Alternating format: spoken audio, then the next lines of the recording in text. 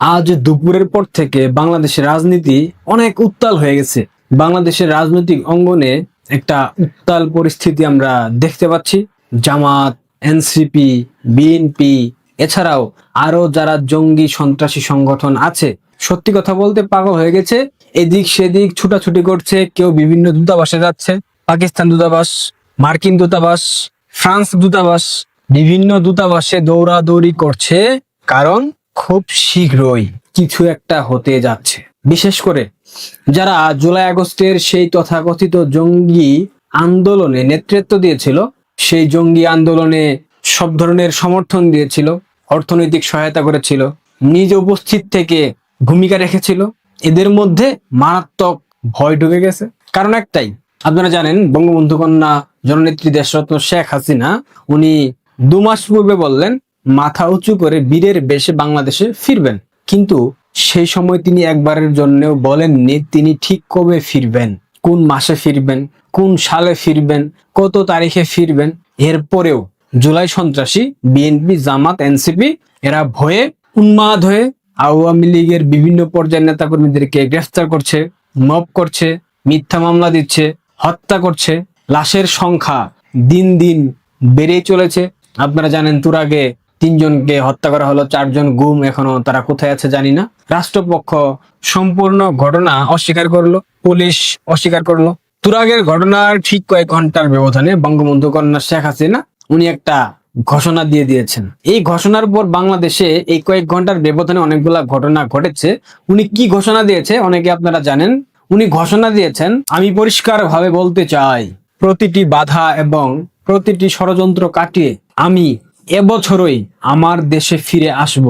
আজ যখন বঙ্গবন্ধু কন্যা ঘোষণা দিলেন, জুন মাসের 28 তারিখ, অর্থাৎ জুন মাস শেষ, July, August, September, October, November, December, 6 মাস। এবছরের বাকি 6 মাস অর্থাৎ বঙ্গবন্ধু কন্যা আগামী 6 মাসের মধ্যে বাংলাদেশে ফিরে আসবেন। বঙ্গবন্ধুর মেয়ে ঘোষণা দিয়েছেন মানে উনি আসবেন। আর ওনার মতো ব্যক্তি, ওনার মতো বিচক্ষণ দূরদর্শী নেতৃত্ব কখনোই সব হিসাব নিকাশ, সব ধরনের সমীকরণ না মিলিয়ে এই ধরনের ঘোষণা দেওয়ার কথা না। উনি দিতেন না। উনি জানেন উনি ফিরতে পারবেন, কিংবা ফিরে আসার জন্য সকল এন্তেজাম অর্থাৎ আয়োজন সম্পন্ন করা হয়ে গেছে, যার কারণে তিনি ঘোষণা দিয়েছেন এবছরেই সকল ষড়যন্ত্র, সকল বাধা কাটিয়ে আমি আমার দেশে ফিরে যাব। এই ঘোষণার পর থেকে অনেকের অনেক কিছু হয়ে গেছে, কিন্তু একটা মানুষের লোক হয়ে গেছে, সেটা বাংলাদেশের বর্তমান প্রধানমন্ত্রী জনাব তারেক রহমান অস্থির হয়ে গেছেন। এই ঘোষণার পর স্বরাষ্ট্রমন্ত্রী সালাউদ্দিনকে ডেকে নিয়ে সেনা প্রধানের সাথে কথা বলেছে জনাব তারেক। গোয়েন্দা সংস্থা, specially DGFI, DB, SB, NSI, police অর্থাৎ প্রত্যেকটা উইংসকে নির্দেশনা দিয়েছেন আওয়ামী লীগের কারা কারা ঢাকা শহরে অবস্থান করছে, কারা কারা আওয়ামী লীগকে সুসংগঠিত করার জন্য নিয়োজিত আছে, কারা আড়াল থেকে আওয়ামী লীগকে সহায়তা করছে, আওয়ামী লীগের নেতাকর্মীরা কোন এলাকায়, কোন বাসায়, কার মাধ্যমে কোথায় অবস্থান করছে, সবকিছু খুঁজে বের করো, আইন প্রয়োগ করো, তাদেরকে গ্রেফতার করো, তাদেরকে জেলে ঢুকাও, যাতে করে তাদের মিশন সফল না হয়। ঢাকা শহরের অর্থাৎ ঢাকা মহানগর উত্তর এবং দক্ষিণের প্রত্যেকটা থানায় নির্দেশনা দেওয়া হয়ে গেছে, যেখানে আওয়ামী লীগ পাবে সেখানেই গ্রেফতার করতে হবে।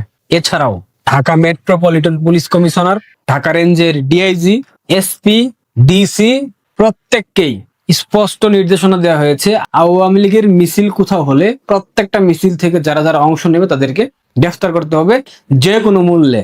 যারা পারবে না তাদের চাকরি নিয়ে টানাটানি শুরু হয়ে যাবে। ডিজিএফআই কে নির্দেশনা দেওয়া হয়েছে ভারতের সাথে অর্থাৎ ভারতে অবস্থানরত আওয়ামী লীগ নেতাকর্মীদের সাথে দেশের কারা কারা যোগাযোগ স্থাপন করে সুসংগঠিত করার চেষ্টা করছে তাদেরকে দ্রুত সময়ের মধ্যে বের করে গ্রেফতার করতে হবে। অর্থাৎ এই ঘোষণার পর থেকে বিরোধী দল, সরকারি দল, বিএনপি, জামাত এক হয়ে গেছে। এটা হবার ছিল, কারণ তারা তো সংসদে একটা নাটক মঞ্চায়ন করে বাংলাদেশের মানুষকে বুঝিয়েছে আমরা অনেক বড় বিরোধী দল, দ্যাটস ইট। তাদের মধ্যে একটা এই কয়েক ঘন্টার ব্যবধানে আলাপ আলোচনা হয়ে গেছে, যে কোনো মূল্যে লীগ ঠেকাও, শেখ হাসিনাকে ঠেকাও। আপনাদের উদ্দেশ্যে একটা কথা, শেখ হাসিনাকে যদি বাংলাদেশের মানুষ প্রত্যাখ্যান করে থাকেন, শেখ হাসিনাকে যদি বাংলাদেশের মানুষ মেনে না নেয়, আওয়ামী লীগ বাংলাদেশে যদি রাজনীতি করার সুযোগ না পায়, বাংলাদেশের মানুষ যদি না দেয়, সেক্ষেত্রে আপনাদের এত শঙ্কার কারণ কি? এত আতঙ্কগ্রস্ত কেন আপনারা? শেখ হাসিনা ফিরে আসবেন কি আসবেন না সেটা বাংলাদেশের মানুষ ডিসাইড করবে। তাকে অবস্থান করতে দেবে কি দেবে না, তাকে রিসিভ করতে এয়ারপোর্টে যাবে কি যাবে না, এটা বাংলাদেশের মানুষ নির্ধারণ করবে। এটা বঙ্গবন্ধু কন্যা শেখ হাসিনা উনি নির্ধারণ করবেন। আপনারা নির্ধারণ করার কে? মাথার উপর শত শত মিথ্যা হত্যা মামলা, রাষ্ট্রদ্রোহ মামলা, আন্তর্জাতিক অপরাধ ট্রাইব্যুনালে ভুয়া যেই রায় দেওয়া হয়েছে, মৃত্যুদণ্ড, এইসব কিছু মাথায় নিয়ে তিনি বাংলাদেশে ফিরে আসতে চাচ্ছেন। আর তার ফেরা যেন না হয়, উনি যেন ফিরতে না পারেন, সেটাকে বাধা দেওয়ার জন্য বাংলাদেশের পুলিশ প্রশাসনকে আপনি লেলিয়ে দিচ্ছেন, সেনাবাহিনী লেলিয়ে দিচ্ছেন, পথ বালক জামাতের ওয়াকারুজ্জামানকে লেলিয়ে দিচ্ছেন। এগুলা করে কি বুঝাচ্ছেন? আপনার অনেক জনপ্রিয়তা, আপনি অনেক ক্ষমতাশীল। শেখ হাসিনা যদি আজ ঘোষণা দেন আমি আগামী সপ্তাহে বাংলাদেশে ফিরবো অমুক তারিখে, ঢাকা শহরে জনস্রোত আটকানোর মতো সামর্থ্য আছে? 5 আগস্টের 3-4 লক্ষ লোক দিয়ে ঢাকা শহর নিয়ন্ত্রণ করার পর সেনাবাহিনী কিন্তু পিছু হটতে বাধ্য হয়েছিল। ষড়যন্ত্র ছিল। যখন 5-10 লক্ষ লোক ঢাকা শহরে আসবে বঙ্গবন্ধু কন্যার বাংলাদেশে ফিরে আসাকে উপলক্ষ বানিয়ে, তখন তাদেরকে আটকাবেন কিভাবে? এই জনস্রোত আটকাতে পারবেন? পারবেন না। আজ রাত থেকে তারেক রহমানের ঘুম শেষ হয়ে গেছে। বঙ্গবন্ধু কন্যার এক ঘোষণায় তারেক রহমানের ঘুম শেষ, তারেক রহমানের বিচি পুরোপুরি লক হয়ে গেছে। এটাই বাস্তবতা। তিনি তাৎক্ষণিক স্বরাষ্ট্রমন্ত্রী শিলং সালাউদ্দিনকে ডেকে নিয়ে, মন্ত্রী পরিষদের সচিবকে ডেকে নিয়ে মিটিং করেছেন, নির্দেশনা দিয়েছেন পুলিশকে সর্বোচ্চ